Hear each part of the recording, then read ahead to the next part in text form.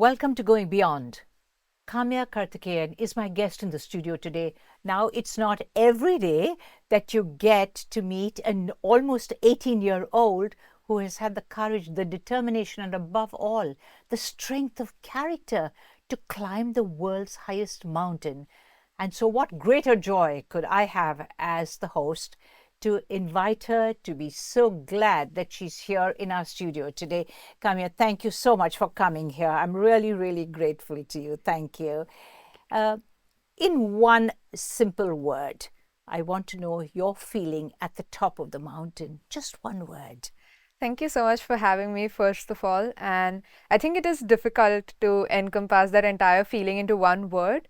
But if I had to, I would say I feel grounded or humble. Really? Absolutely.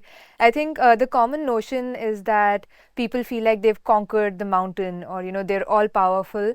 But in the process of getting to the summit, you actually realize you are absolutely nothing compared to the mountain. And it makes you feel so humbled that the mountain allowed you to be at its summit and have an audience there for a few minutes. Right. How long did you actually stay at the top? I was on the top of Everest for a long 15 minutes. We got extremely lucky on our summit day to have very little traffic, and my Sherpa really helped me. We surged ahead of the small line that we had. So I was able to stay by myself on the summit for a good long 15 minutes. Right. 15 minutes must be a very long time. Normally, how long do the summiteers actually stay on the top? It depends from climb to climb. But because Everest does have a lot of people climbing on the same days, most climbers don't get to spend maybe more than 2 or 3 minutes. Oh. So you just get to go there, take a picture with your country's flag, if you have some other banners, some memorabilia, and then you just come back down and make way for the next climber. So you were very, very lucky. Extremely lucky. Your dad was your companion right through? So we both climbed together.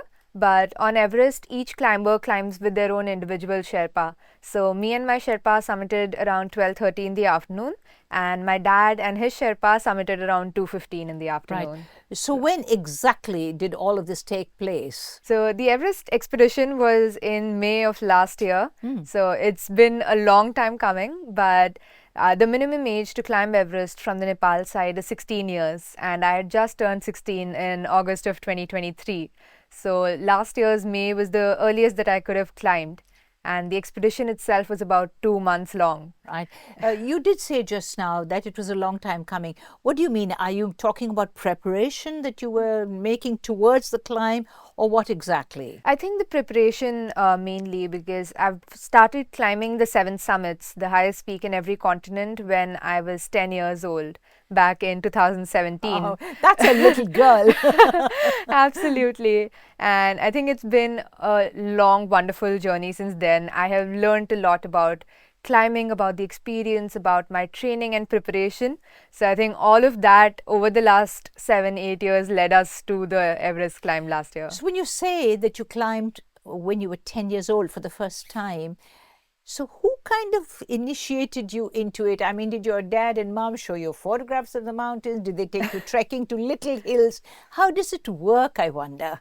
So my dad is in the Indian Navy, and when I was about 3 or 4 years old, he was posted in Lonavala, which is the lap of the Sahyadri hills, and we had hills right in our backyard.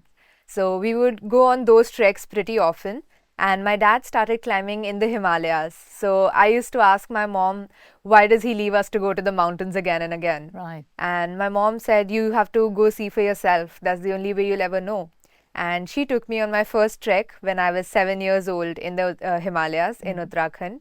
And I think ever since then, I fell in love with everything climbing. And the mountains just kept calling me back. Right. So your mom and your dad are both climbers, I gather, from what you're telling me. So my dad has always been a mountaineer. My mom became a climber to be able to help me answer the question of why does dad go to the mountains. So she became a climber alongside me. Right. Well, you've done Everest now, and I keep thinking that you have done the 7 summits, right?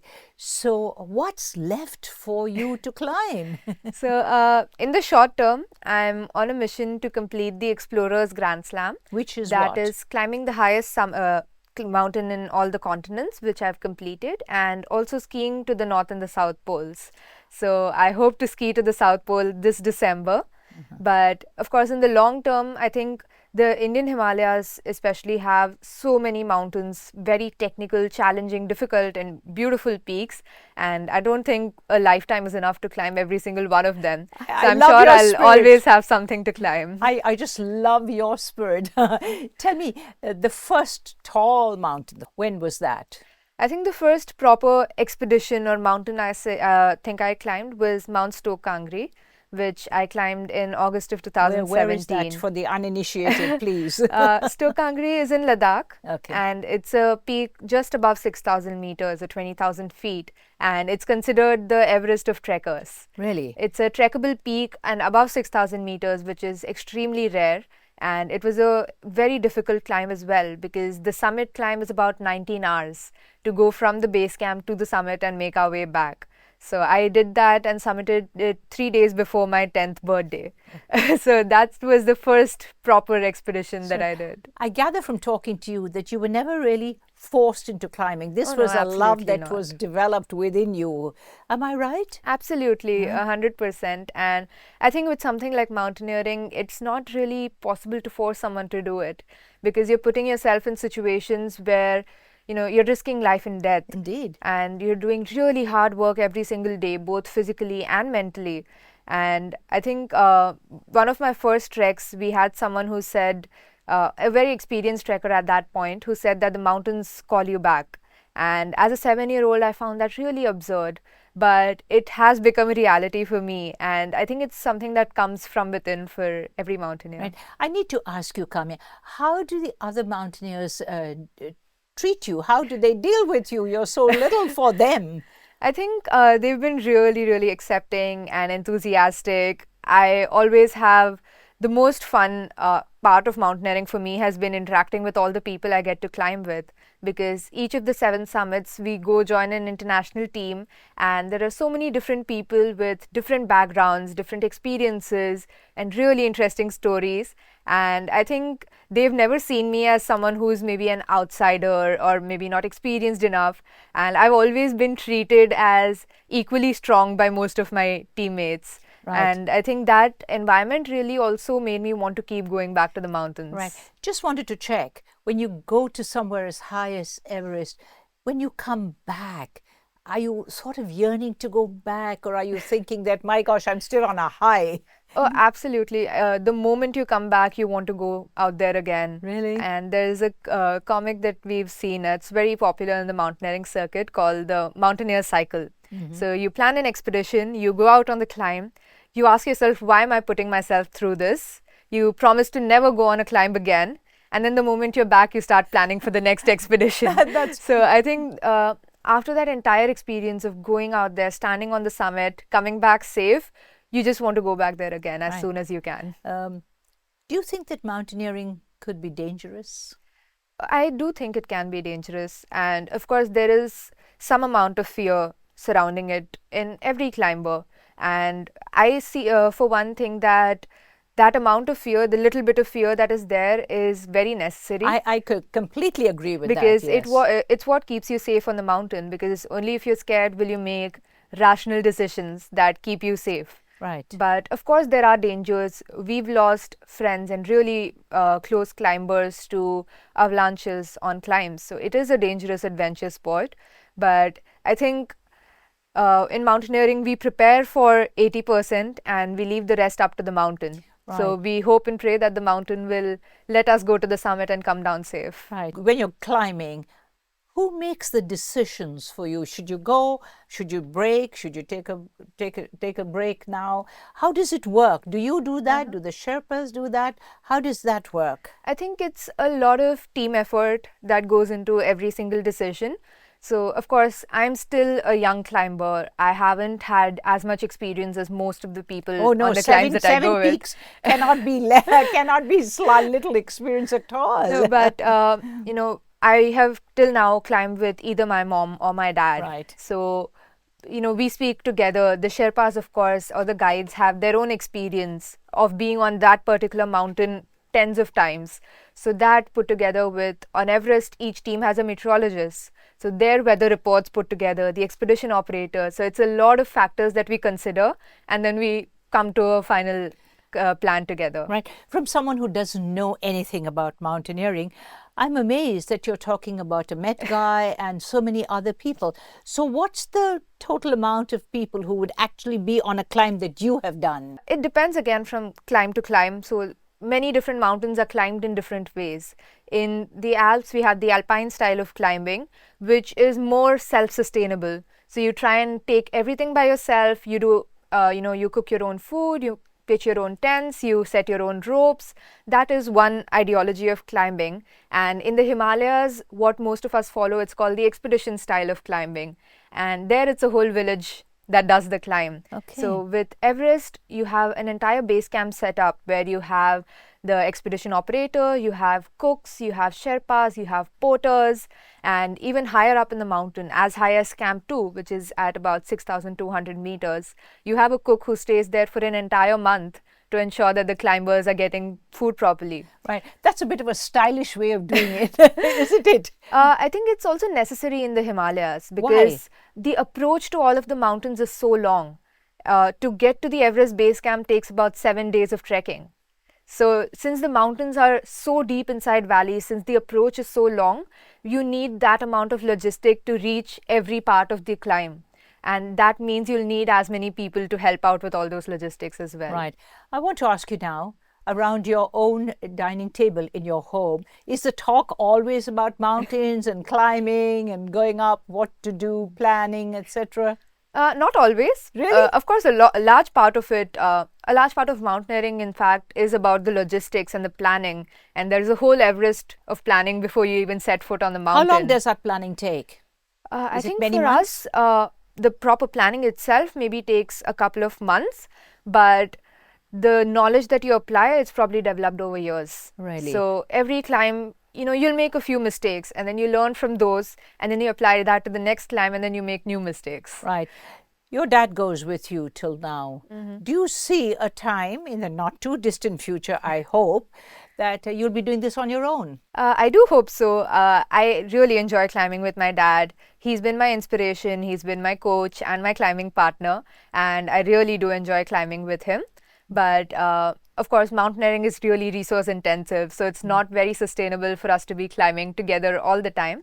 And when I go to the South Pole in December, I might be going on my own and joining another international team there. Right. So it is something I look forward to. When you talk about the South Pole, will you be actually climbing mountains there or what? So these expeditions are slightly different from I was mountaineering thinking. because it's more about covering distance in much flatter grounds than we usually see in the mountains. So the expedition we do is called the Last Degree. So there's an aircraft that drops us to the 89th degree latitude south, and we ski from there to the South Pole, which is about 120-ish kilometers. Right. Does it help that you're also a skier? It does. So I've been learning skiing for almost a decade now, and I've recently shifted into a sport called ski mountaineering, which is making its Olympic debut next year at the Winter Olympics. So will you take part? Maybe not the 26 Olympics, but I do hope to work towards maybe the 2030 Winter Olympics. So you've got a goal already, that's for sure. Yes, absolutely. I think having a goal gives me something to work towards, because otherwise, of course, there's 100 different mountains to climb. Yeah. So I think if I pick one aim in the short-term future, then I have something to get up and work towards every day in training. So what mountaineering might lose is you going into skiing. Oh, no, not at all. I will, of course, continue to climb as I pursue ski mountaineering as well. And mountaineering is always going to be my passion. I don't think I can ever stay away from the mountains. It's wonderful to have this kind of marvelous, wonderful goals. Now, you're going to be 18 very soon, and then you're going away to college. So I just need to ask you, what are you planning to study?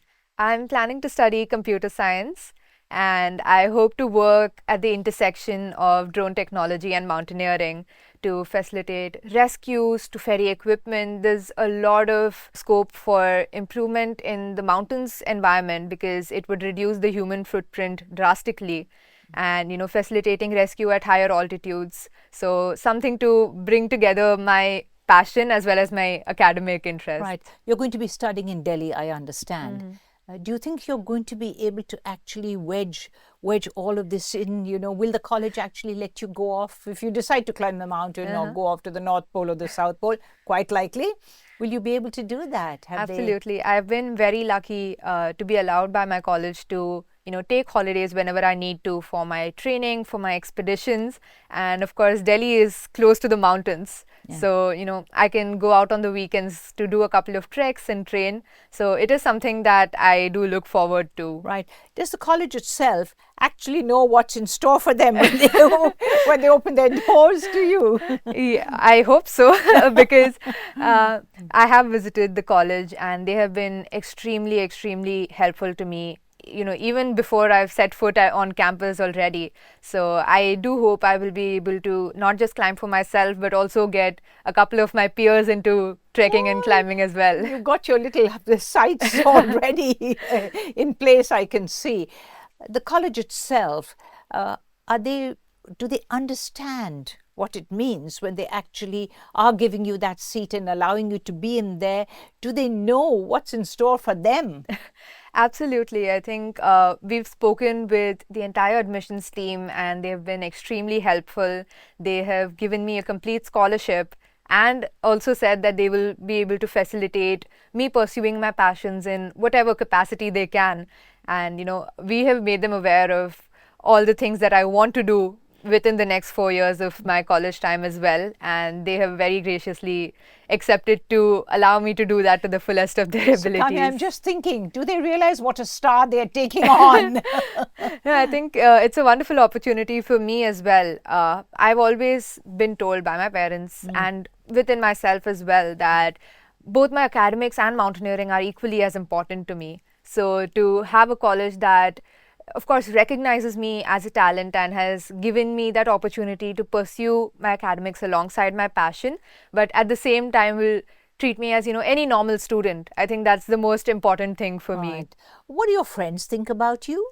They've always been very, very supportive. Really? I have my small pool of friends. Of course, as a 𝒑𝒔 kid, we get transferred around quite a bit. Absolutely. So I have a couple of my friends whom I've known for a very, very long time now, who are all very supportive of me. Of course, they're all encouraging in the general sense, but I think the smallest of things, when I missed school for a month because of Everest, I had friends I could come back to and ask for notes. And catch up. You have to catch absolutely. up. So do you find it sometimes a little bit difficult, Kaamya, to manage, to juggle around all of these different things that you obviously like very much? Is there a little bit of an extra effort that you have to put in all the time, I'll bet? I think there is. There is obviously that extra effort, not just from me, but also from the entire support system. My parents have helped me revise last minute when I've just come back from a climb and have an exam the next day. I've had friends, like I said, give me notes, help me out with things I didn't understand.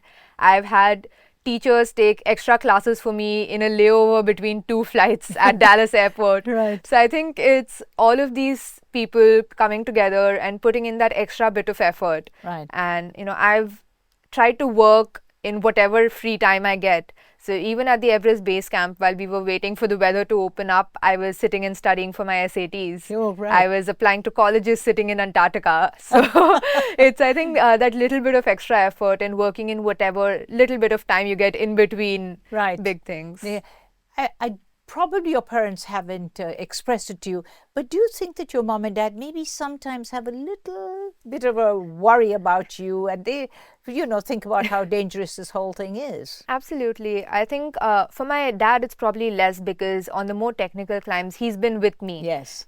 For my mom, of course, she's seen me grow as a climber and she's seen my dad also being a mountaineer and she knows that we will take decisions that work best for both of us. Right. So, of course, that does assure her, but I'm sure she still has a bit of worry sending both her husband and her kid out to climb Everest. She must be a very brave lady. Absolutely, she is. I think she's the wind beneath her wings. Oh, that's wonderful. Without that support, I think it's very difficult to be able to... I think that's an amazing point to raise, really. Absolutely. Now, you've just got back from Switzerland, and I was just wondering what you went there for. What did you do? How did it go? So I was there speaking at the World Summit for Ethics and Leadership in Sport, and I was on a panel discussing resilience and longevity in sports, which sounds very ironic coming from a teenager speaking about exactly, longevity. But I was really, really honored to share the stage with some incredible people, athletes, business people, philanthropists. And I think for me, more than just speaking about my own journey and what I've learned from it, as a young climber, it was a lot more about gaining the perspective from a lot of other athletes, athletes who have been in their sport for decades, to also learn about how to sustain this passion that I've nurtured very early in life now. Was it very well attended by means of audience? And how many people were there listening to you guys? So yes, we did have athletes from around the world. We had Olympians speaking, and we had the general public in Switzerland, as well as a huge part of the Indian diaspora. So there was a huge Indian diaspora, not just from Switzerland, but from across other parts of Europe as well, who were there. So it was a really incredible audience to be able to speak with. So Kaamya, tell me, what do you think about longevity in sport? I mean, coming from you, were they able to accept that here's this young lady from India and she's telling us about longevity in sport? Please tell me. I think perhaps in the beginning it was a little bit difficult. Absolutely, to go sit up there on a panel about longevity as an 18-year-old. But I think I'm really lucky to have found this passion very early because I got the exposure to it. So I've been trekking or climbing for almost a decade now, and I hope for many, many years to come.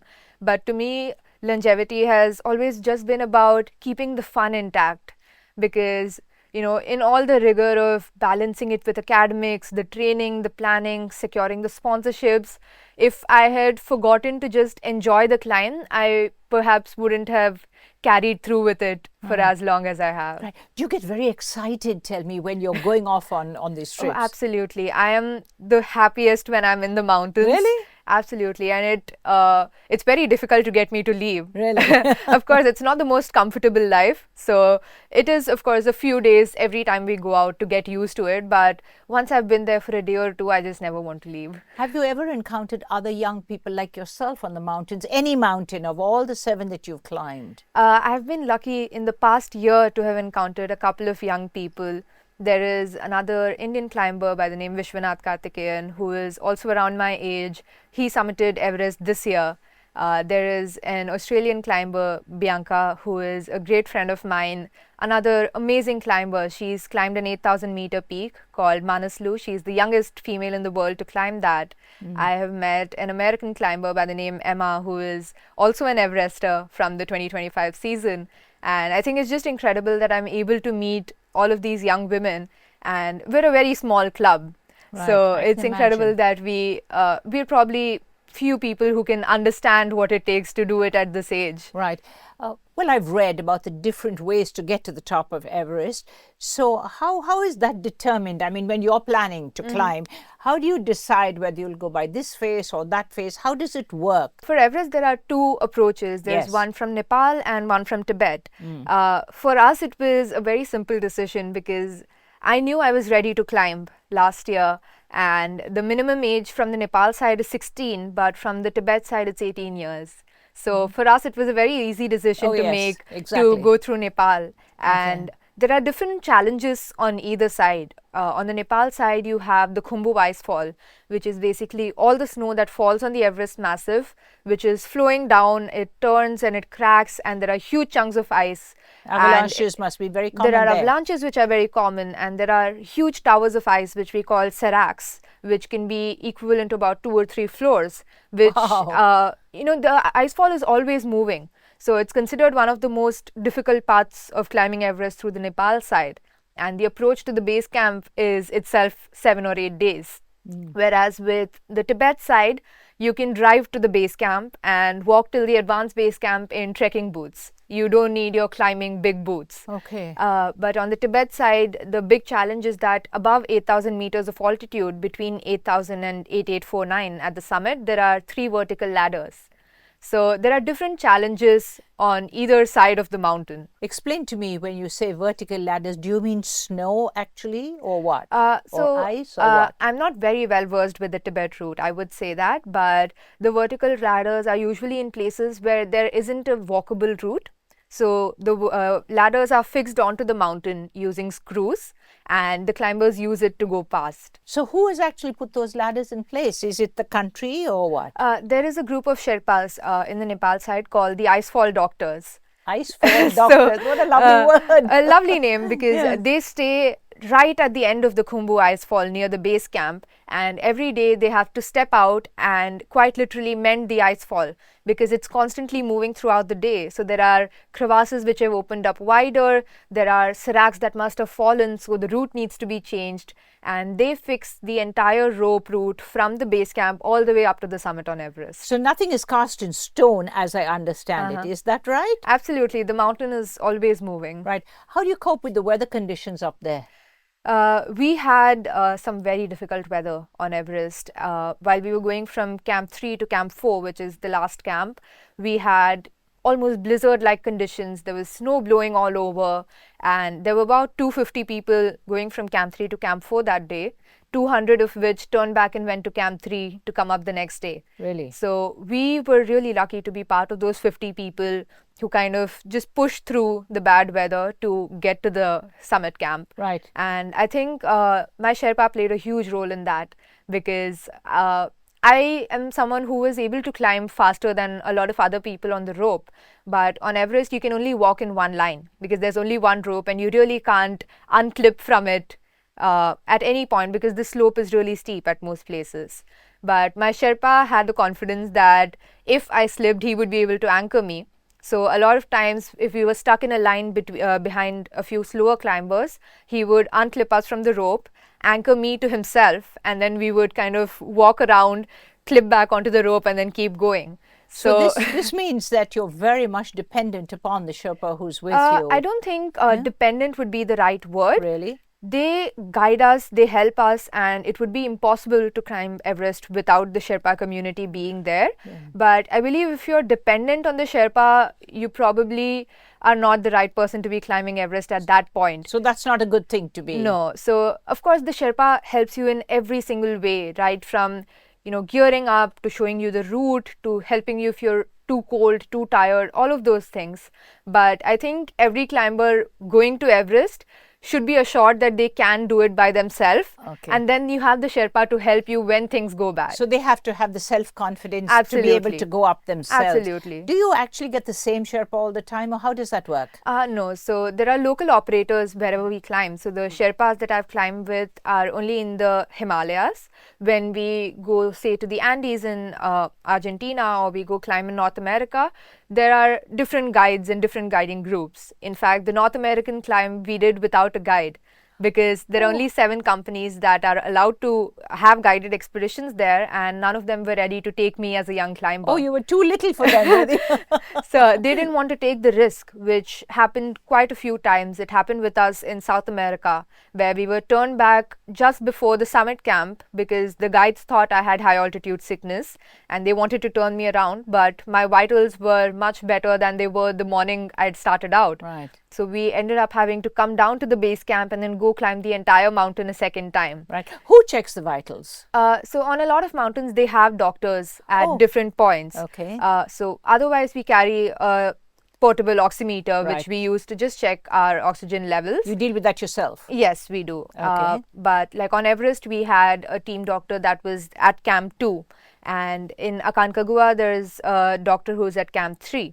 So they have medical practitioners at different points to be able to help in case of any exigency. Oh, Kaamya, I'm totally fascinated by this conversation. But sadly, I can see that my producer is telling me to belt up. But it's been so marvelous for me to have you here. I do appreciate. And stay safe. Absolutely. Keep climbing and just continue to enjoy your very young life. And oh, happy birthday. Thank you very much. Well, it was great to have Kaamya here with me on the program. It's been so interesting, and I hope that you've been listening very, very carefully, because I have been totally fascinated by this young lady, and I can only wish her all the very, very best, safe climbing, and may she continue having all the fun that she is having. And so until the next time, don't forget to catch up with us every Sunday evening. Until then, bye for now.